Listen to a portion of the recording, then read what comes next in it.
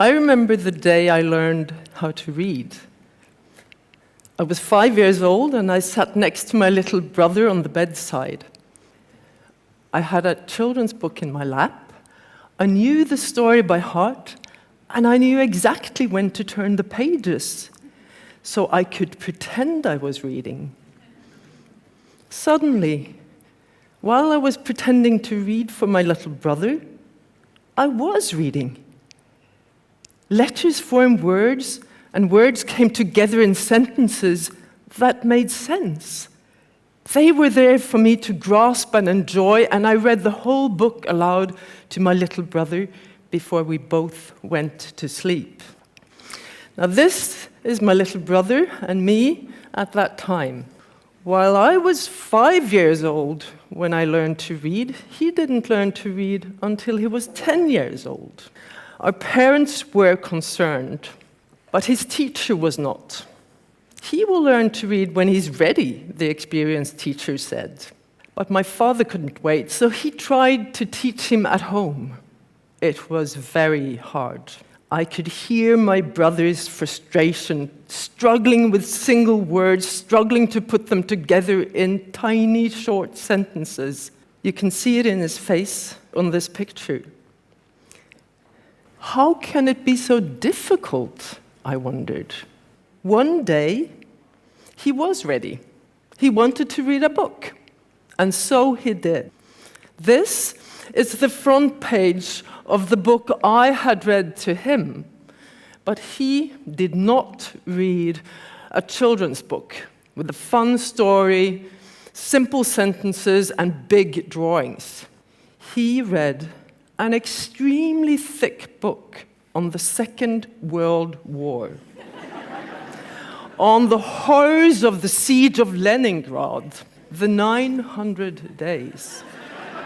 And today, he remembers everything he read in that book.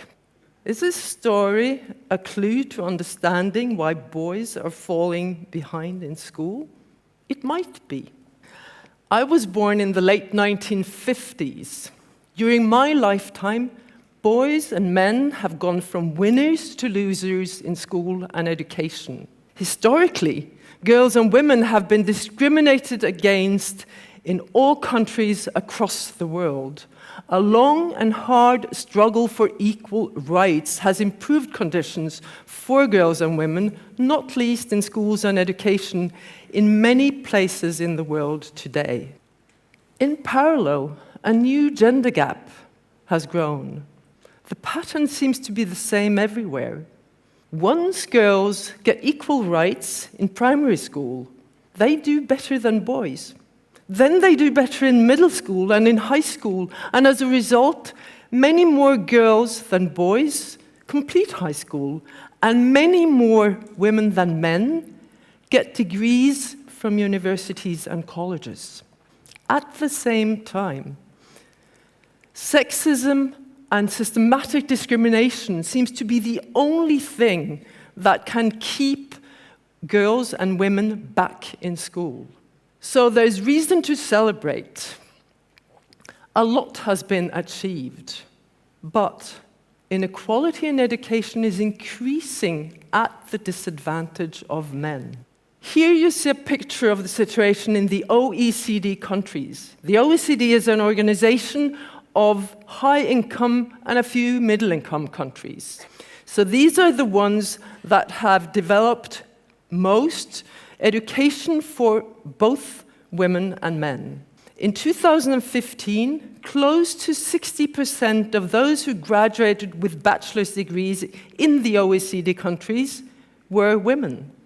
40% were men.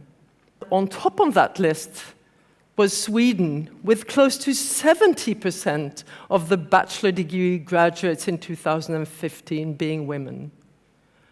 Norway came out as number 4, with 64% women. We see that already the new gender gap in education is pronounced in most high-income countries and an increasing number of middle-income countries, and it is still unfolding globally. Don't forget the boys. is the title of a recent policy paper from UNESCO, the UN Organization of Education, Culture, and Science. They are worried that poor boys suffer the most from the new gender differences in education.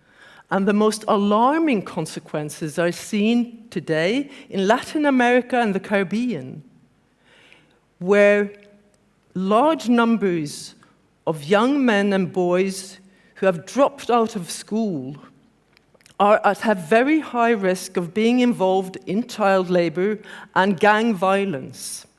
We see this pattern not only there, but in many other countries as well. Even in Norway, we see that there is a close association. There's a joint effect between being a boy and having parents with low income and low education. Imagine a Norwegian middle school in 2018. This is Lisa. She's 16 years old, and at least one of her parents has a long, high education, 4 years or more, a master's degree, or even more. She is in her last year in middle school. The grades she will get at the end of that year will be important for her opportunities in future education, and they may be important for the rest of her life. So what are her chances of being among the top 4% of pupils that year, of achieving the very highest grades? They're not too bad if we compare with other groups. This is Anna. She's also 16. She's also in the last year in middle school, but none of her parents made it through high school. When we compare Lisa to Anna, Lisa's chances of achieving the highest grades are 16 times higher than the chances that Anna has. So what happens if we compare Lisa to Marcus? He's also 16, and like Anna, his parents did not make it through high school. Lisa has 160 times higher chance of achieving the highest grades than Marcus has.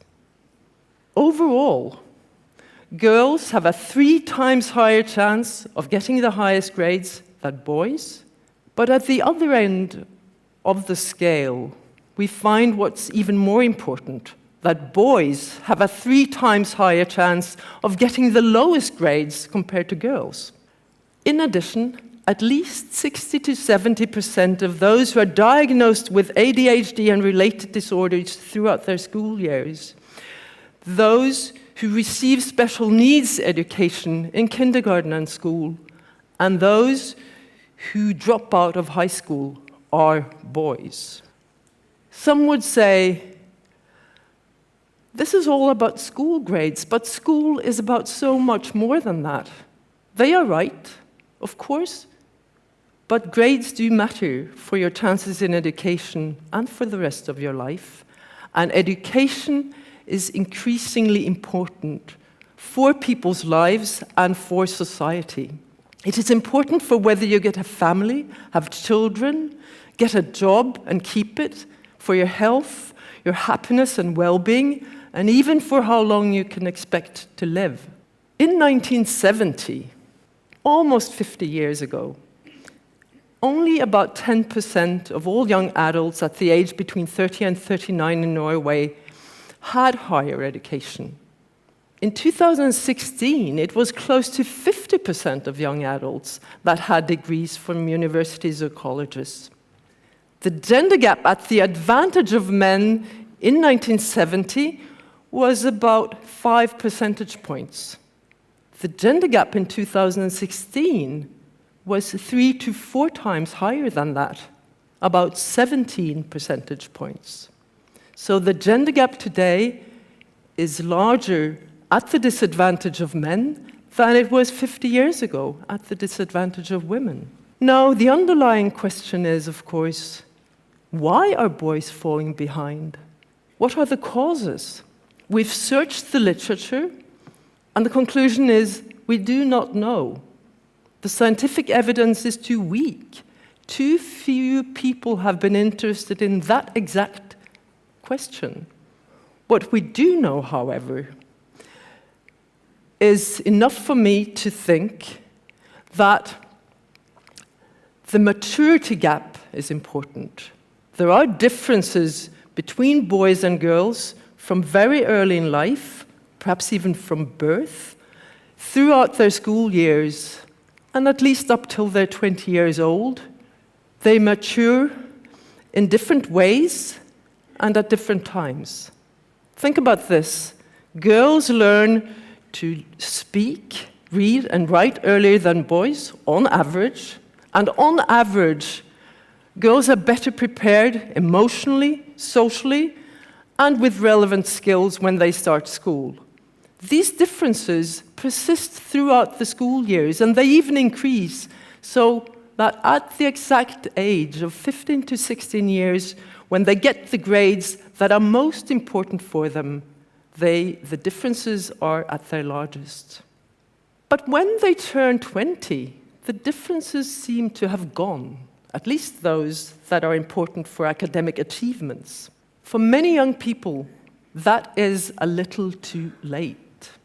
Those who have privileged backgrounds may be able to make up for it, but for others, it is very hard to make up for what they have lost. Remember the story I told you about my little brother? He learned to read later than me. Throughout school, he was always a little behind. But when we had turned 20 and were both at university, we did fine. My advantage was gone. His opportunities were not spoiled. Perhaps this is what inspires me to try to solve this puzzle, because it can be solved. We will find out what the causes of the new gender differences are, and we must find out what to do about them, how to reduce them. We need to know because we need to act. We have created a new, unfair gender gap before we have overcome the old ones. The stakes are high. We need all the young, enthusiastic minds to thrive. We cannot afford to lose all that talent. The gender gap in education in disfavor of men is a large societal challenge, just like aging populations and falling fertility rates. But no single country has a policy to address it. We urgently need policies, global, national, and local, to create equal opportunities. We need them to achieve the UN Sustainable Development Goals on education for all, leaving no one behind, and on gender equality for women and men alike. Today, the UN goal on gender equality focuses almost entirely on girls and women. But in order to achieve true equal opportunities, we must not forget the boys.